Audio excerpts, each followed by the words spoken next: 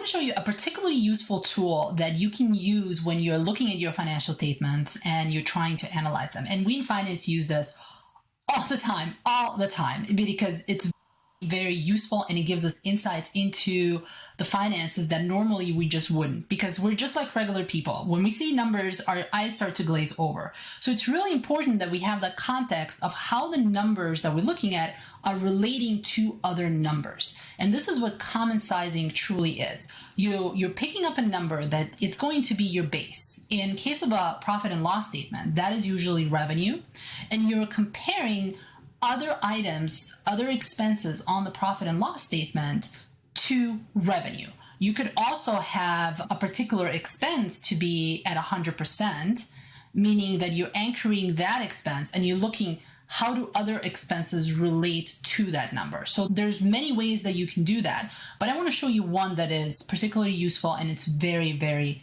common. You're probably familiar with gross profit margin and net profit margin already. And essentially what that is, it's common sizing. It's a version of common sizing, because what you're doing is you're looking at your gross profit and net profit and you're comparing that to the revenue to get to that percentage. That is a version of common sizing that you're already familiar with. This is a very simplified P&L statement, and this is just in as an example so that you can see visually what I'm talking about. So in this case, we are anchoring everything to revenue. So our revenue is going to be 100%. And now we have other two items here. We have cost of goods sold and we have operating expenses. So obviously there's a lot more expenses under it, but we're just looking at, for the sake of simplicity, just at a total. So what we're doing here is we're looking at this $4 million. How does that relate to $8.3 million in revenue? And how does this total operating expenses, that 3.5, relate to revenue as well? When you're looking at just the numbers, it's very hard to see the relationship between the numbers and whether the number is truly high or low or what's really going on. It's very useful to see the percentages of it. And this is that common sizing right here. So we're anchoring revenue at 100%. Cost of goods sold, in this case, are 4 million divided by 8.3 million. That's 48%. That gives us the gross profit. Gross profit, common size number here, 52, is the same as gross profit margin. And the total operating expenses, again, 3.5 divided by 8.3, that gives us 43%. And net income, common sizing, 9% is the same as that net profit margin, 9%. So we're using in this scenario revenue as an anchor to see how do other expenses and other items on the profit and loss statement relate to the revenue. Another way to look at that too is how much for every dollar of revenue that you earn goes into all these different categories. So if you're earning $1, in this case, it means that 48% of that particular dollar is going to go towards your cost of goods sold. So that 48 cents is going to go to cost of goods sold. Another 43% is going to go to all the other operating expenses. And out of $1 that you earn, before all the taxes, are keeping 9 cents. So that's another way to look at this common sizing. How much is it going to essentially end up in your pocket before taxes? So now let's take a look at this profit and loss statement. This is a made-up company. These are not true numbers. But when you're looking at this, it's very hard to see what is going on. And I'm going to minimize myself here. There we go.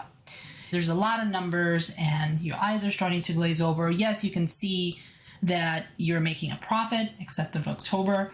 And there's a pretty healthy profit margin most of the months. In a total, you're about 9%.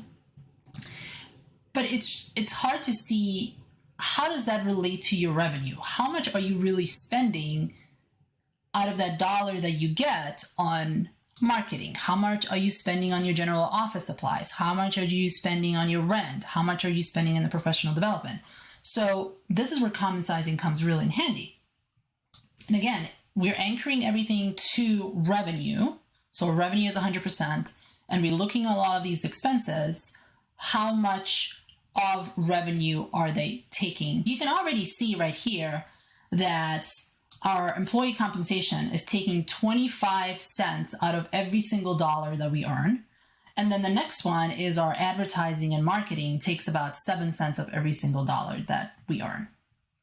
So now that you know the percentages of how much each line item in your profit and loss statement takes away from the revenue, then you can drill down even deeper and figure out what are, for example, 3 to 5 categories that take the most out of the revenue.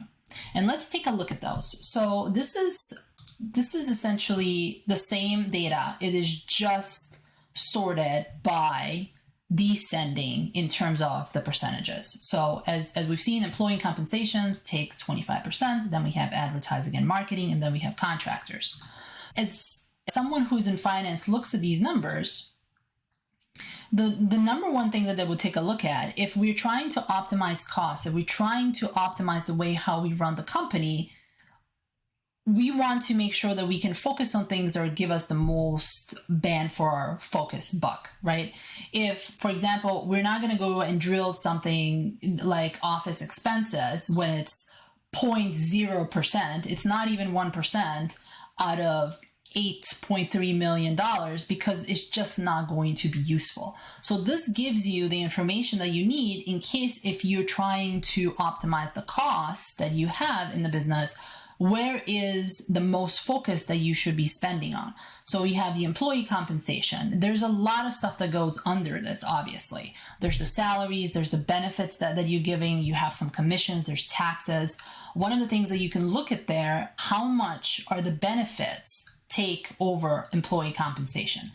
If the benefits are, for example, 10% out of the employee compensation, you can go into your benefit provider and start shopping for other benefit providers. Maybe there's, not that there's something cheaper. Let's be clear here. We're not looking for cheap.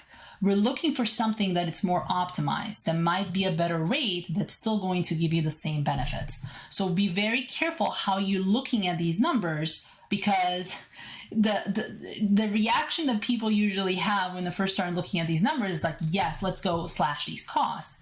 But you also have to think about how are you using this money, and can you get a better deal somewhere else? So instead of slashing it, can you get a better deal somewhere else? The same thing with the advertising and marketing, it's 7%. And I see this all the time as well. Companies see this as a slush fund where they can actually cut cost. But the problem when you're starting to look into advertising and marketing and cutting it down, that is going to impact your business in the future. So right now we're spending 7% out of our revenue in advertising and marketing. The question here is, are we spending it wisely? Are we getting return on what we're spending on it? And can we maybe get, if stuff is not working as much as we would want it to, is there something else that we can allocate these funds towards? The same thing for the contractors. We're spending about 2% of our revenue on contractors. How are our contracts with these contractors? How are they written?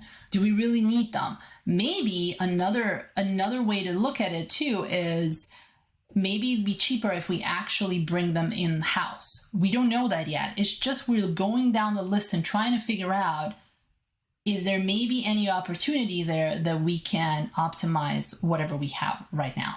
So this is the way how you would use the common sizing as a jumping board to do this type of analysis and to have these types of conversation in the business when you're looking at the cost and, how can we run the business better? Essentially, all of the analysis and all of the reporting that we do in finance are there for the business owner and for the CEO to figure out how can we actually run this business better so that it's more healthy and that it's more sustainable.